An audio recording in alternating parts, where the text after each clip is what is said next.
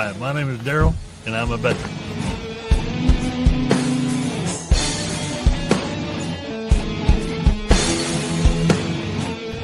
Hey, I'm Travis. I'm an Air Force veteran. Hey, my name's Jonathan, and I'm a veteran.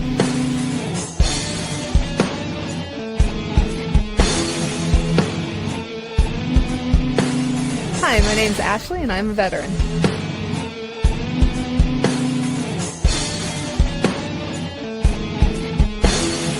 My name is Chad, and I'm a veteran.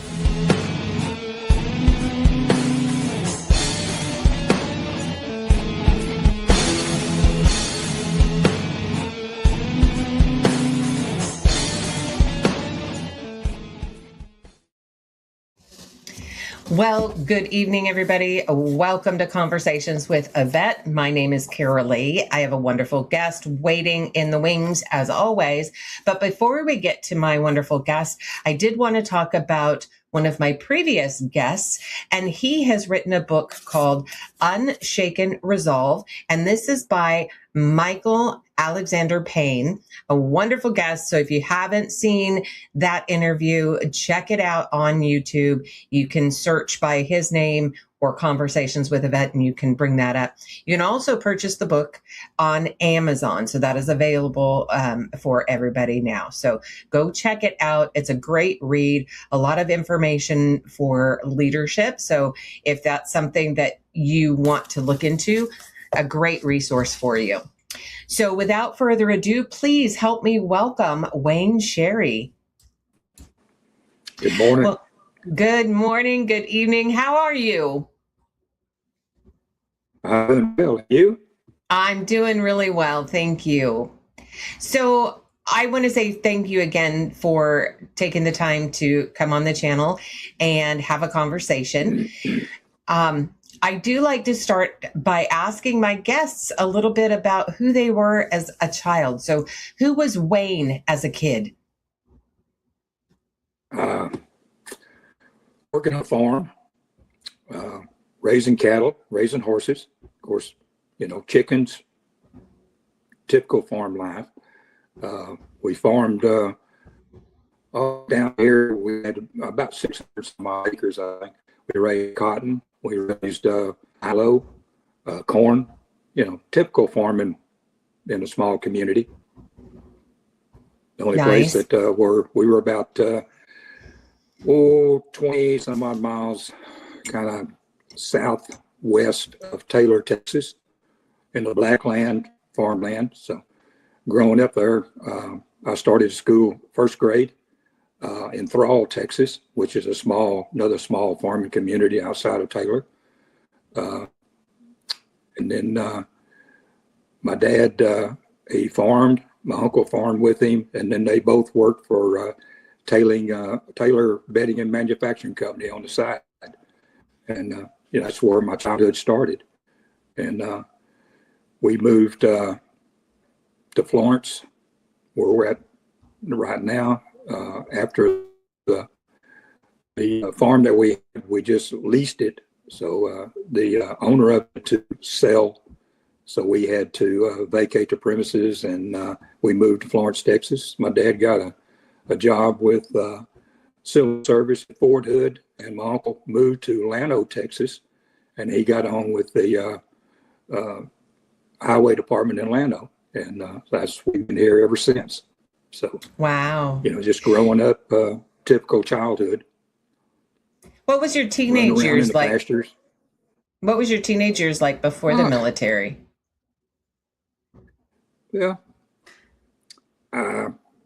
Typical teenage years, I played ball, played baseball, had a little bit of tennis. I couldn't play football because I've got a ankle that has no cartilage, so it would turn on me pretty easy if I didn't watch my P's and Q's.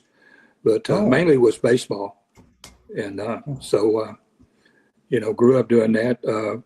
I played outfield, played shortstop, and pitcher. So and then of course run around with close friends and everything else. Nice. All the school activities. So So Typical what 10 was years. it?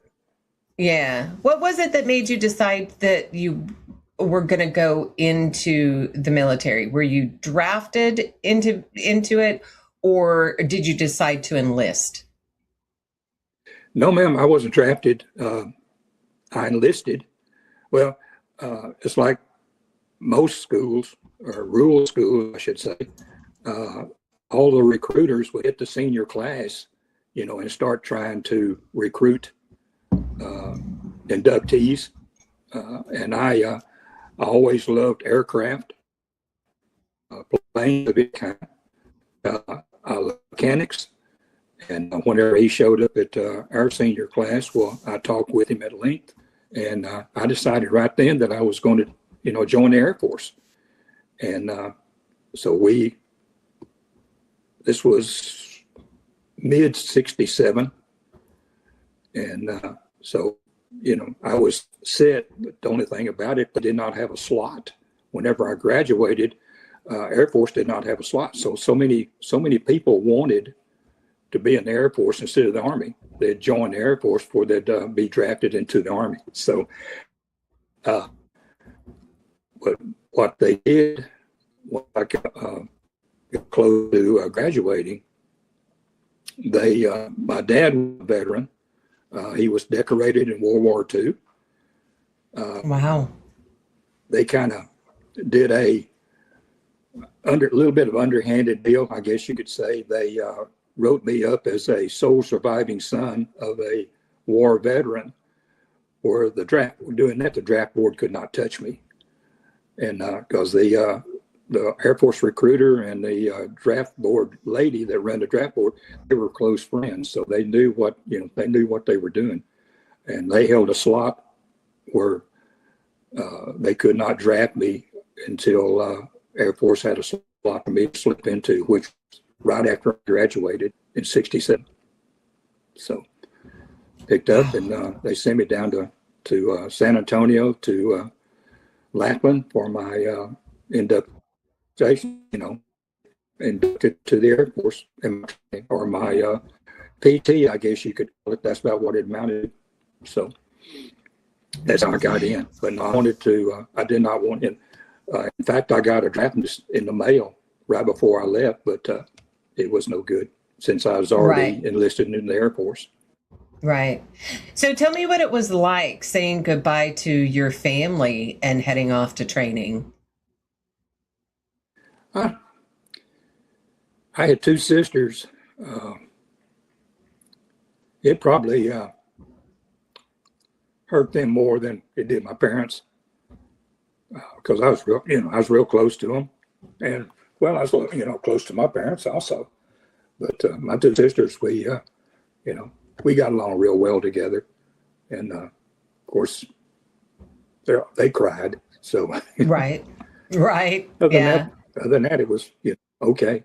Because I communicated. I called every now and then whenever I got a chance, and San Antonio is not that far from home right here. So whenever we had an open day, well, they'd come down and visit me at Lackland, or I'd spend a couple hours with them, and then go from there. Nice. So what was your specific job? What was your specific job or MOS? What did you do typically in a day?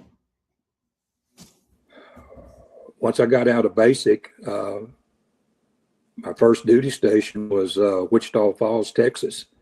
I went into aircraft maintenance, which was my AFSC was. I went into a 43131E or A, which is a reset mechanic, and of course, at there in Wichita Falls, so they taught everybody all the basics of an aircraft, everything from electrics to hydraulics to landing gears, flight controls, general maintenance.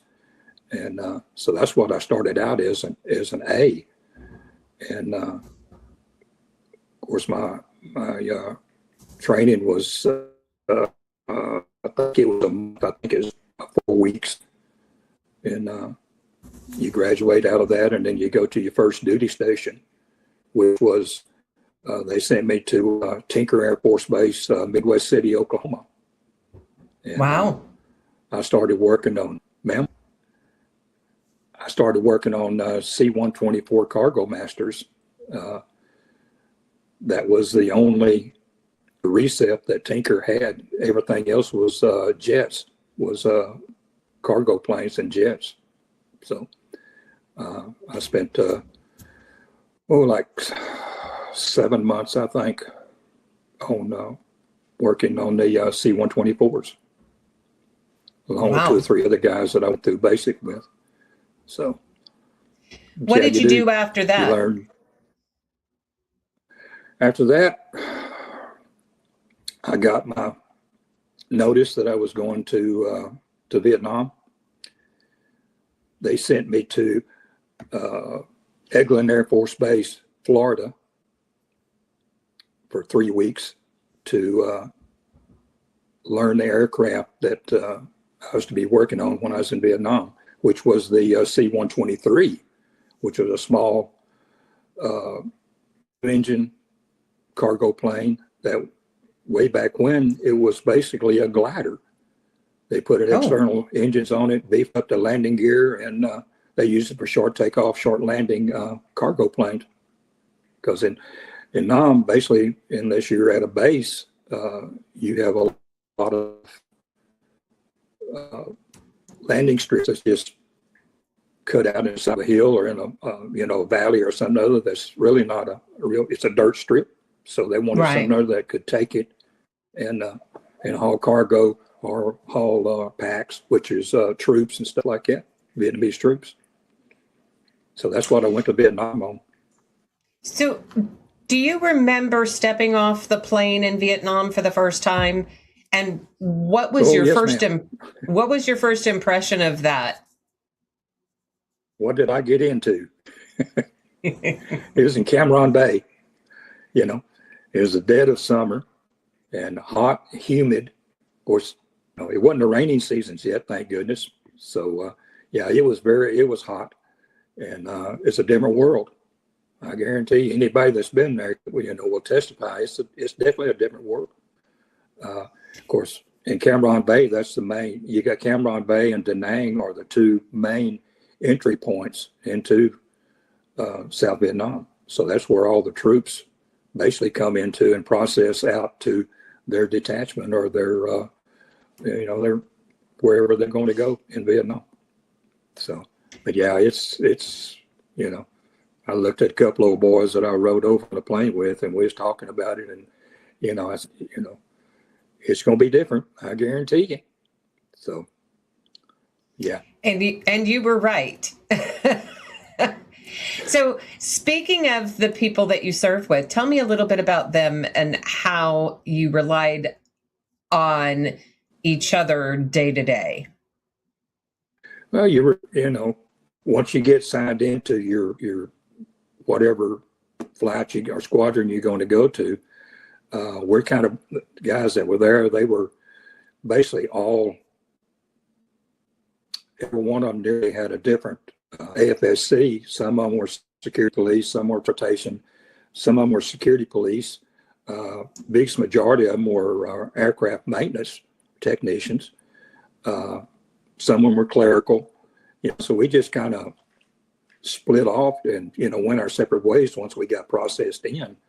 The guys that went into aircraft maintenance, we had the 315th Air Wing, which is PACAF, and we had the 309th, 310th, and 311th squadrons. I was in the 309th. A couple of good friends of mine that I came over with, they were in the 310th, which was right next to our revetments, our comm shop, and our headquarters, or whatever you want to call it, that right there on the flight line. So I'd see biggest majority of them every day, and you're that close knit, so you develop a real close camaraderie with the guys that's over there. You watch their back and they watch yours. Let's put it that way. And we got hit all the time. Really? So, Oh yeah. Well, while when we was processing in, and I found out I was going to the 309th, one officer come up and we was, standing there talking before the flatline truck come and picked us up, and he said he looked at 3, 4, 5. I think there were 6 of us that was standing there talking, and he looked at us and he said, "Where are you from?" And I told him I was from Texas. One of them was from South Carolina, North Carolina. I think one of them was from your Tennessee. And he said, "Can you guys shoot?" And we kind of looked at him, and I said, "Yes, sir." And he said, "Good." I said, "We're needing security police. We're short. So as of right now, y'all are augmentee security police. So every time you get hit, we went out with the regular security police, or, and plus we had a company of White Tiger, which is South Korean troops on our base. And they did a lot of the strike missions and stuff. If we had to get hit, they would go out and, and help the security police out, which great bunch of guys. So yeah, if I was working on the flight line and incoming was coming in, the sirens went off, well, I'd go back to the our flight line hooch and grab my hard hat, my flak vest, and my M16, and wait for the bus to come pick us up and then disperse us along the flight line, or along the perimeter. So anyway, go to a tower or wherever they put us. Yeah. So, And so obviously, you guys become a close-knit group. And what was it like for you when I guess the first time that those sirens went off? I mean, you're in a new country. You've not necessarily handled being shot at, right? So what's going through your head the first time that happened? Obviously, over time, I'm assuming you get used to it. yes, ma'am. It just, you're right. You got 1,000 things going through your head. Am I going to stand up to, the assignment that they put me in and do what I'm supposed to do? Or am I going to, kind of flinch and not do what I'm supposed to do?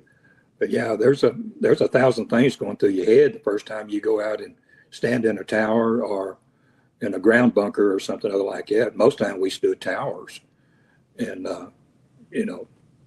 but it's kind of hard to say what it affects you. I guarantee you. Right. But hopefully, I think there's only like 2 or 3 times that we actually had to stay in a tower any length of time. Most time, the White Tigers, once we knew we were getting sappers or whatever trying to come in on base, well, they would take care of the problems, or our own security police, along with the White Tigers, would take care of the problem, and they would call us to stand down and bring us back to wherever they picked us up at. So there was a couple 3 times that we actually went out and stood tower, and you're not by yourself. You got a couple of other guys that's there with you, so you got a little bit of company with you, and you can talk a little bit and kind of soothe each other's nerves, I guess you could say. So it wasn't too bad once you got used to it. It's not like the Army, where you're where you're on a hill like that and you got VC surrounding. I mean, we were where our base was at. We were sitting right down in the bottom, in the basin of what was called Charlie's Mountain. So we took 81 millimeter mortars or 105 rockets a couple 3 times a week. Trying to throw one in. In fact, the day before I got in country, they threw a 105 in on the 309 squadron, and it hit one of our 123s and blew it up in the revetment. So you know, there's crafty dudes. Yeah, I would say. And, war is never fun. So how did you stay in touch with home? I know you said that you'd call when you had the opportunity. And then how did you and your unit pass the time during any downtime that you had? Well, mostly time, unless it was an emergency and the Red Cross got involved in it, you didn't call when you was in Vietnam. It was just by letter only. And like I said, unless the Red Cross got involved in it, we had, a loved one passed or whatever. But most time you just write a lot of letters. And of course, we worked at night because the planes flew all during the day, and then they'd come in late in the afternoon or whenever, and then we would work on it and put them to bed. And then, if it was still before breakfast time, well, we'd sit around and talk, or there was always a card game or poker game going someplace that, or you went back to your barracks and, sat around and drank the cold beer or, whatever. So, yeah. But yeah, there was a lot of conversation going on.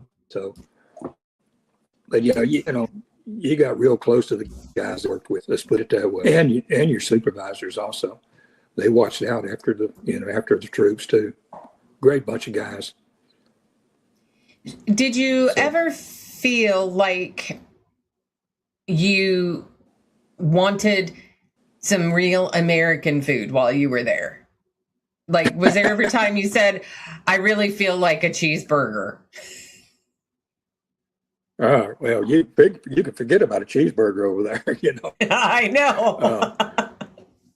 Yeah, biggest majority of the time, the eggs were out of a carton, and I ate with Mom. Yeah, I ate with Mama San a lot. We had a Vietnamese lady that cleaned our barracks for us and everything, and she would always have rice and fish, or every once in a while she'd have kimchi. I could tell when a new kimchi pot was broken open because you could smell it all the way across the base. And I still can't go kimchi, but yeah, the chow hall was they cooked pretty good. Like I said, you never saw a regular egg; it was always powdered eggs. But everything else, and you had rice. I think we had rice 357 days a year. And for a long time after I got home, I couldn't eat rice. So, but they cook for us pretty good. So, but no, I would die for a cheeseburger. So, instead of just a hard patty with a bun on it. But good McDonald's cheeseburger, or not a McDonald's, but a Whataburger cheeseburger would have been good. So right. But no, we had some pretty good food over there. So. Did you have an opportunity to mingle and get to know the civilians in different areas there? Or were you strictly stuck to base? You did. Tell me about that. No, there was a small province just right out of our base called Cham. And a lot of the people, especially the women that lived in Top Cham,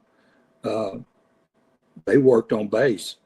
Like I said, they cleaned, they did laundry, haircuts, just general stuff like that. We had a laundry there on base that, I could take my fatigues to. Where I was a stickler on my fatigues, they had to be starched and pressed. I'm still like that. My blue jeans had to be starched and pressed where they'll stand up. But yeah, except it wasn't our typical starch here. It was that old rice starch, and you could smell it from here till tomorrow. But no, there was a lot of, you got to know the South Vietnamese troops or the South Vietnamese people pretty good. And on occasion, I went down into the town of Top Cham and looked at all the markets and stuff like that. It wasn't a real but the people, most of the time, say the people. Oh, you kind of froze up a little there. I don't know if you can still hear me.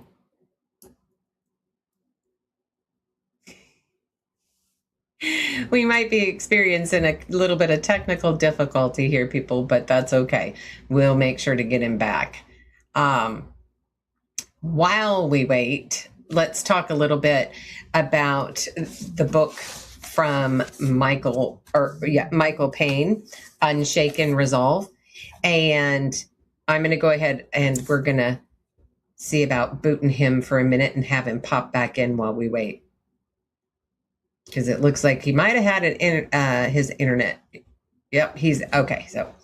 So for Unshaken Resolve, for this book, we have 2 of these books that he has sent as giveaways when we hit our 1,000 subscriber mark, and they are autographed by him, which is absolutely wonderful. It's great that he did that. So appreciative. And this book, as I said, I mean, it's a lot about leadership and guidance, and that, you're not alone when you're going through and leading. It is what continues through the leaders that you develop to. It's just an ongoing thing. It's a great read. And he is a retired U.S. Army Lieutenant Colonel. It looks like Mr. Wayne is back. So give me just a moment and we'll bring him back on stage and see if he is there. Oh, we're loading. We are loading. Yeah, it looks like maybe a little bit of slow internet, which happens to the best of us. So we'll put him backstage for a minute here, but until he pops up. I do want to say thank you, though, for everybody who has subscribed up to this point. It's been wonderful seeing those pop up in emails. And for those of you who don't necessarily comment in the chats or after the shows in the comments, I do know that you're out there. I do see those who actually are watching, and I want to say thank you for that, because it just helps to reinforce for me that our veterans' stories are getting out there. So thank you. I appreciate it.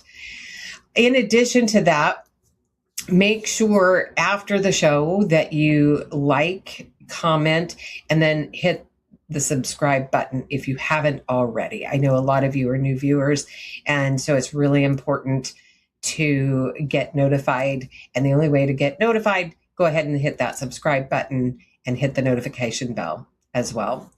Let's see, are we up yet? No, not quite yet. Wayne, I don't know if you can hear me yet, but you might have to restart your computer. Okay.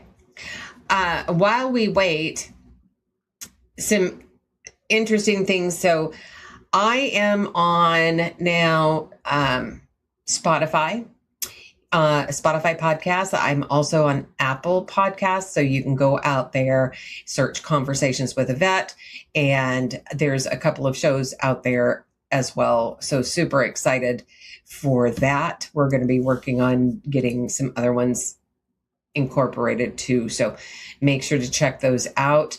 Also, check out, if you haven't already, MB Radio, and that's Military Broadcast Radio. So they have been hosting me, thankfully, and we've been out there on Facebook and, of course, Spotify under their umbrella, and I think Roku TV and some others as well. So make sure to check those out too.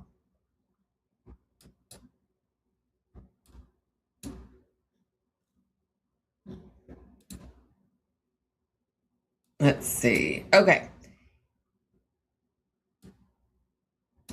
And then while we're waiting, I think we're going to go, if this works for everybody, go ahead, take a quick break. It might be a minute or two, and we will return.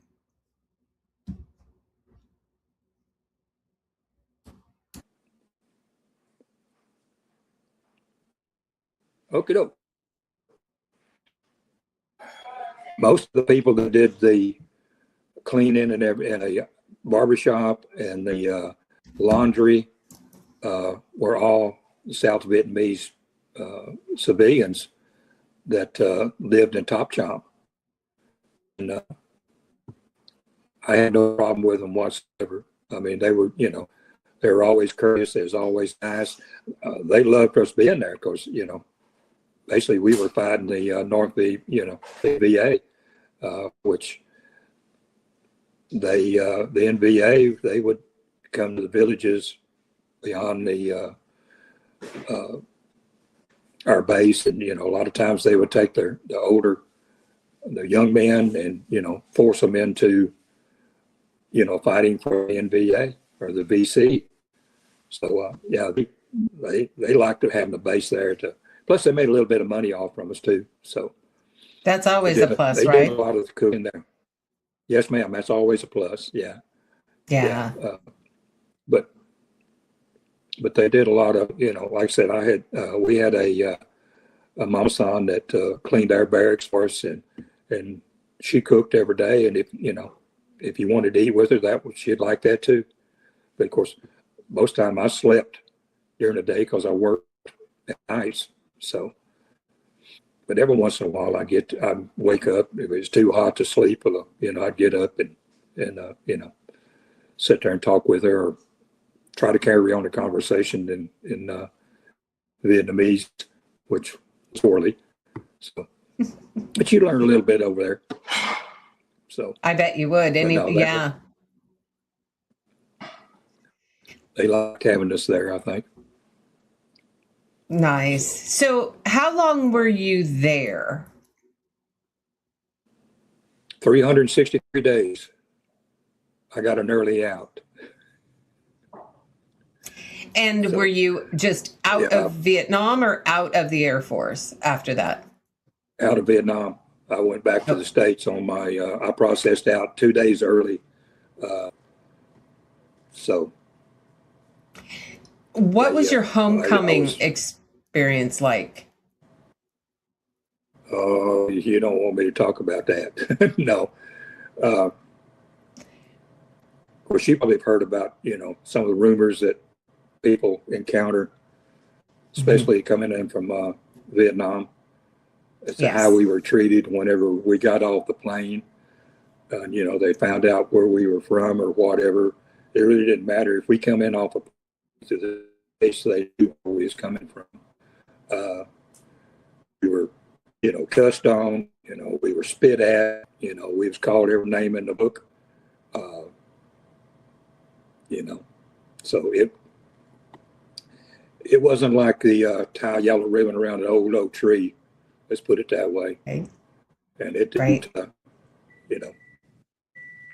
so it wasn't nice.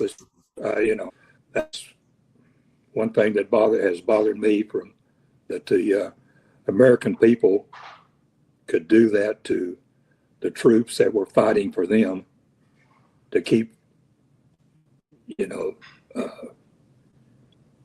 NVA, or not the NVA, but communism out of the United States. And they do. Of course, it wasn't everybody. You got the older generation of soldiers, airmen, Marines, Navy, whatever. They understood combat, but it was all your younger protesters that was behind it all. So then the shrink that I saw, we talked at length about that, because it bothers you. It bothered you all the time. So even the whole time after I got out, it was still in the back of my mind that they would treat us this way. Not only Air Force, but even the Army and the Marines that were on in Vietnam. So it wasn't nice, Carolee. I cannot, obviously I can envision, but it's never going to be the same as going through it myself. for anybody watching and who did not go through it. That's all we can do. And have you had that where I know nowadays a lot of us, when we see a Vietnam veteran, and only because of a shirt or a hat that they're wearing, right? To say, Yes, ma'am. welcome home, because we recognize that you were not treated the way you should have been treated, and we want you to know that we are welcoming you and we're happy that you're here and you've made it back. However many years later, what does that do for you? It makes me feel better that they recognize that we fought for the country. But you see a lot of people just look at you and not say a word, even though you got a cap on that says, Vietnam veteran or Air Force veteran or Army veteran or whatever. Mm-hmm. They could probably care less. We were at a youth retreat in Burnett. The guy that put it on, he was one of my former pastor and a good friend. And we went over to visit with him, and wife and I was leaving, and I had my Air Force cap on with Vietnam veteran on it. And this young boy, he probably was no more than 6 or 7 at the most. And he said, he come up to me, was walking out the door, and he come up to me and he said, are you a veteran? I said, yes, sir. And he said, you was in Vietnam? I said, yes, sir. He said, thank you for your service. He said, I want to be in the Air Force. Yeah, what can you say? He said, I want to work on planes too. I said, study hard, do a good job, and you'll get there, son. But 6 years old, but it's unreal that the number of people that don't even know nothing about Vietnam. It's not, as far as I know, it's not written in any of the history books. It's a war that nobody wanted. And so, and we were we took the blunt end of it. It didn't matter what service you were in over there. We took. Yeah. I'm so sorry that happened. And I know as time goes on, we're trying to help make it right by saying welcome home when we see a Vietnam veteran. And I myself, for any veteran for that matter, and my husband as well, we're out there shaking the hand, saying thank you very much, welcome home, and just giving them the well-deserved recognition. So your time in Vietnam, you come home, you're dealing with all of that. What happens next for you once you get stateside? Well, I had my next duty assignment already. They told me before I left Vietnam, when I processed out in personnel, the old boy told me, he said, oh yeah, I said, so you're from Texas? And I said, yeah. And he said, well, 95% of the time you get, of course, you put down your bases of preference. And of course, I put down forever base in Texas, as far as Air Force bases. He said 95% of the time, said you get the base of choice. Well, I got my orders, and they sent me to Loring Air Force Base on Maine, 2,888 miles away from Texas, So wow. How can you figure, So, and a good friend of mine was from New York, and he got sent to Texas.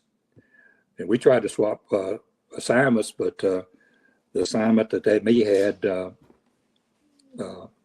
he wasn't qualified for it. So I went to Loring Air Force, Limestone, Maine. So in the wintertime, it was 30 below zero, and 80 inches of snow on the ground. So, but it's a beautiful, beautiful state. A good friend of mine that I went through basic with, he was also up there. I didn't know it till I got on base, and I went to sign in, and he's the one that signed me in. So I knew some people there. So it wasn't that bad. I had good people working with me, good supervisors, and the only thing, they took me off recep aircraft and put me on B-52 bombers and KC-135 tankers, and I've never been on that particular type of plane before. So it's a new learning experience all the way through. So went back to school on come out as an E, which is jet mechanics. So, and I was in the shop, which I'd never been in shop. I'd always been on flatline, but they had a need for there, and I guess that's where I was supposed to go.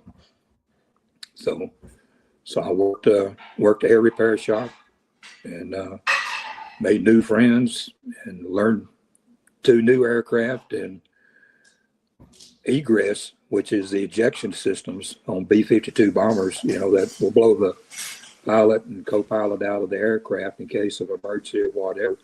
He was the egress technician was in our shop, and if I wasn't working on something else, I'd go out. He was the only one, and I'd go out and help him pull hatches off the B-52s, or pulling seats, or changing catapults and thrust initiators out. And unbeknownst to me, he was fixing to get out of the Air Force. So the full-bird colonel that was our commander, he got wind that I'd been helping the egress tech, and he called me up one day and he said, I hear you've been working egress. I said, yes, sir. I thought he was going to chew my tail up, good for, not being able to work egress.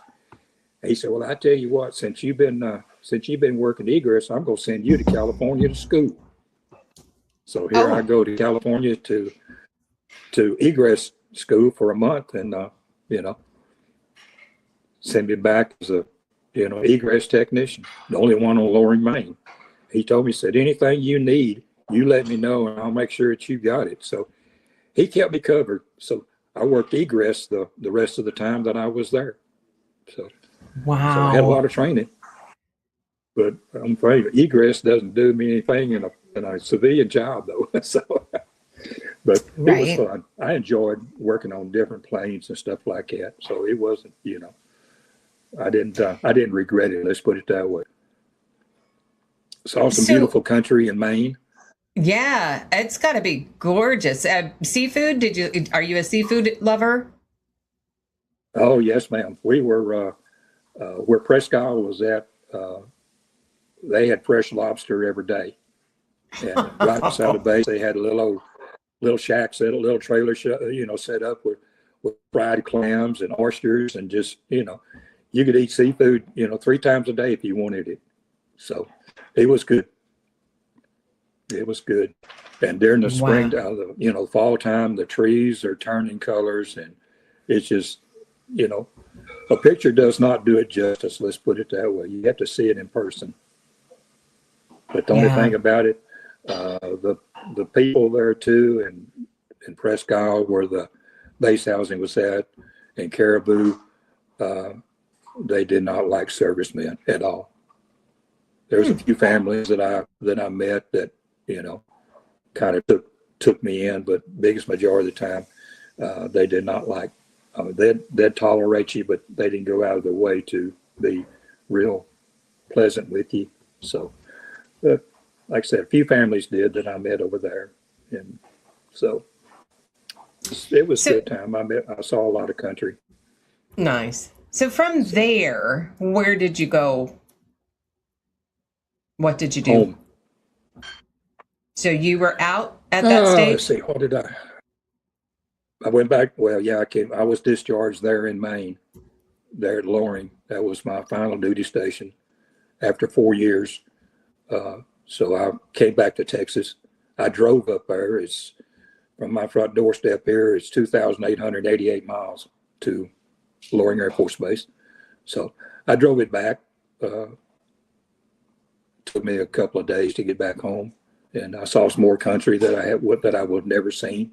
You know, kind of driving back, I took a different route. I went back through Virginia's, South Virginia, West Virginia, North Virginia, South Virginia, back down through that route, and saw some more country. Just took my time, enjoyed it. But yeah, I took some time off when I got home, kind of recuperate, and get adjusted to civilian life again. And my dad was a builder, so I worked with him a lot on houses and remodels and stuff like that till I found a regular job. So that's what I did. Reconnected with a lot of friends of mine that I seen in 4 years. So how did your time in the service change your view of life and shape the person that you became after? You're in the service for 2 years, 3 years, 4 years. You got a structured life, I guess you could say. You're used to basically following the rules, and you get back to the States, there are no rules that, well, I guess you got rules, but it's not like living in military life where everything is structured. Right. Civilian life is kind of a whole lot easier, more freedom. Let's put it that way. But I still stand in attention to the flag. I still salute it, even though I'm a civilian, where I don't have to. As long as I put my hand over my heart. But I still, the war, Air Force, Army, Navy, Marines, whatever, still would come out at, a serviceman, let's put it that way. Right. And I'm still, I don't know, you might ask my wife if I'm more structured. I do my own laundry, let's put it that way. And I still cook a lot on the grill. Nice.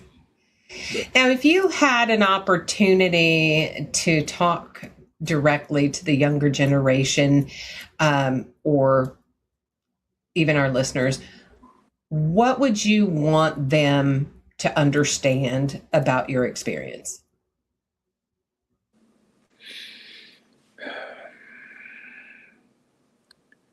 I really don't know if they could grasp what we went through. Ben's never, the history books doesn't say hardly anything about it. The only way that they probably could see anything is if they watched a documentary on Vietnam. It's in the history books. As to what happened over there. You probably could talk to them, but I don't think it would do any good. I don't think they would grasp anything. I really don't. A few might, it may stop them and, let them start thinking about it a little bit. But, how much does our history books tell you about Vietnam? It's a war that nobody wanted. And so if I'd had my way, the correspondents over there would probably have made it home, because they didn't write about how everything was over there. They wrote about what they wanted to, that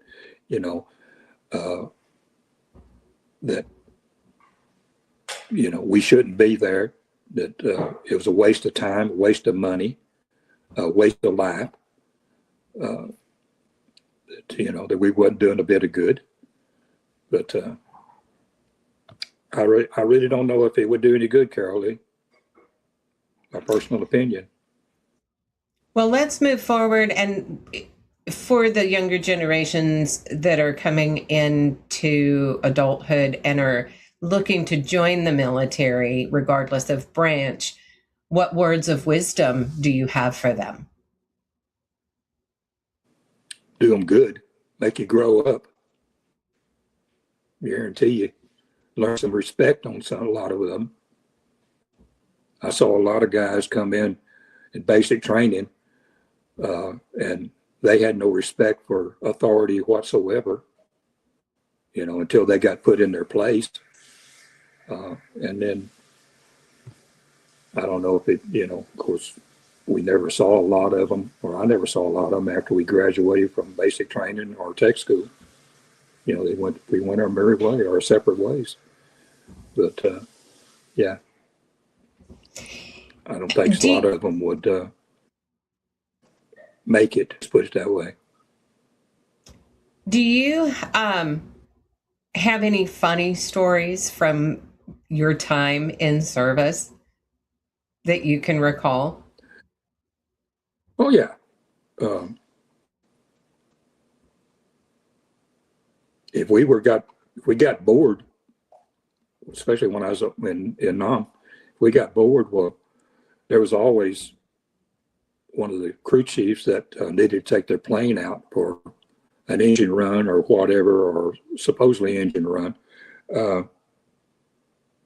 Kind of, a few of the guys would kind of get together and we'd load the cargo ramp with rocks, and we'd go out and chuck rocks at rabbits on the flat line. Just to break up the monotony of it, especially if you weren't doing nothing, you'd already put your bird to bed.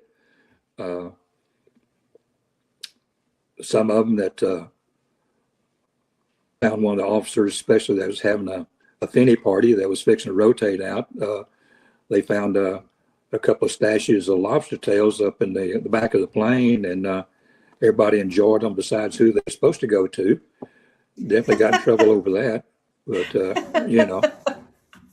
it just, or was standing tower one night, and somebody kept chunking rocks at them, and I wasn't in this tower. They kept chucking rocks at them, and the boys that was in the tower requested illumination of the area, and there was about a 4-foot rock ape, had a pile of rocks as tall as he was. He was chucking rocks at the tower because it was in his territory. Just stuff like that. Something to break the monotony of it all. Yeah, But the lieutenant that was with the White Tigers that got to be real close friends with me, he would go into the jungle if they had a strike mission or whatever, or patrol in the jungle. He'd bring back fresh fruit and stuff. He brought me back a spider monkey. One time. Yeah, we had her in our tool room at the flat line, and we'd bring her back food out of the PA or out of the mess hall, or she loves chewing gum. But yeah, and she was just a friend of everybody's. I mean, you walk in there and she was on your shoulder, taking your cap off and checking your hair, see if you had any lice or anything in there or whatever. Just stuff like that. But just something to break the monotony of it all. But, did you have to leave her there when you came home? Yeah, we had to leave her there. Yeah. Dang it. A lot of the pilot over there, the South Vietnamese troops, they'd rather walk than fly. And our pilots.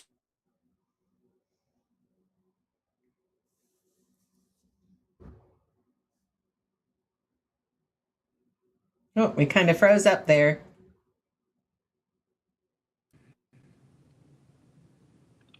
Okay.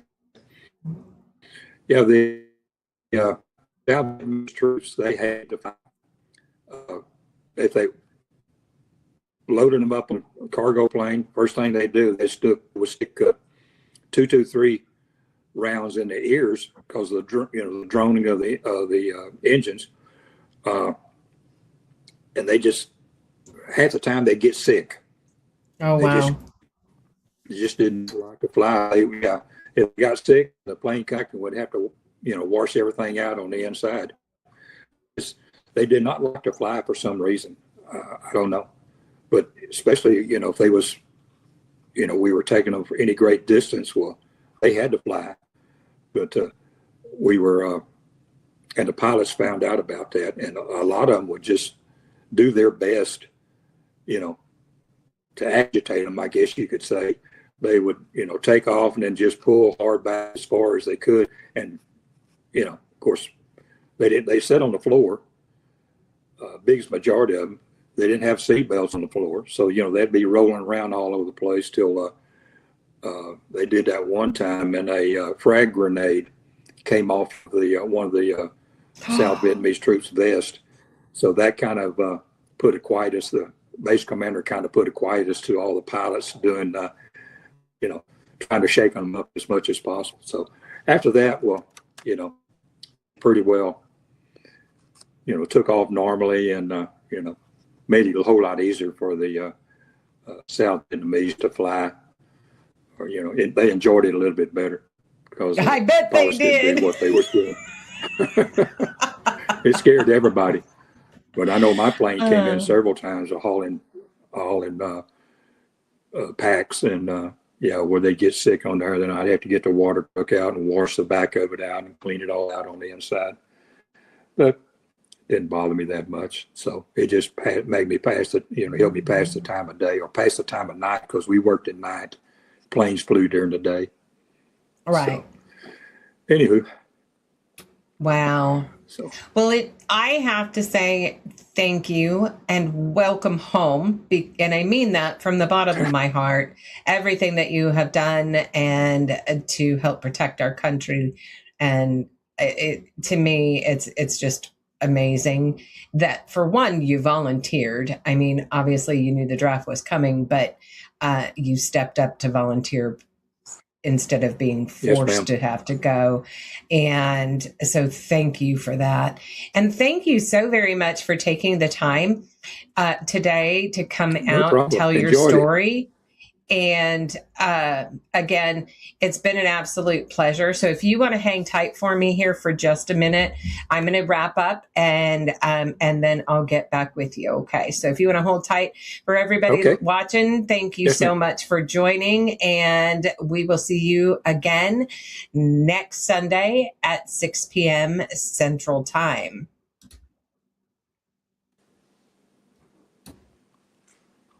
Hi, I'm Beaker with Military Broadcast Radio TV. We're your virtual MWR, bringing veterans radio, podcasts, gaming, animation, 3D printing, and a community that never leaves you behind. Download our Roku or mobile app today. Wisdom to share if you listen this week, so pull up a chair and stay for a spell. We're heading down a trail where good stories dwell.